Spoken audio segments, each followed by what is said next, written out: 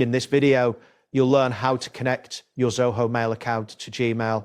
By following these steps, you will be able to receive and manage your Zoho Mail directly within your Gmail interface. Begin by navigating to the Zoho Mail homepage, open your preferred web browser, and enter the URL for Zoho Mail. Once the page loads, you will see the Zoho logo along with various options for signing in or creating an account. If you already have an account, simply enter your credentials to log in.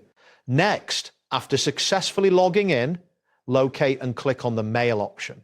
This is typically found in the top navigation bar. Once selected, the interface will transition to your inbox, displaying all your emails. This is where you will manage your Zoho Mail settings. After that, look for the Setup option, which can usually be found in the upper right corner of the inbox. Clicking on this option will take you to the Settings menu. Here, you will find various configuration options for your email account, including mail forwarding and account settings. Once the Settings menu appears, find and select Mail Accounts.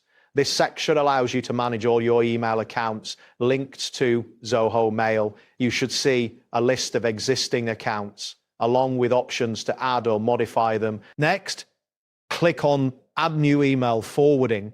This option will enable you to set up forwarding from your Zoho Mail to your Gmail account. Once this option is selected, a new field will appear for you to enter your Gmail address. Now, type in your Gmail address in the provided field. Ensure that you enter it correctly to avoid any issues with forwarding. After entering your email, look for a Save or Confirm button and click it. This action may take a moment, and you should see a confirmation message indicating the forwarding has been successfully set up. Keep in mind that large email accounts may experience delays in syncing depending on your internet speed. Additionally, verify your available storage in Gmail to ensure that you can receive forwarded emails without interruption.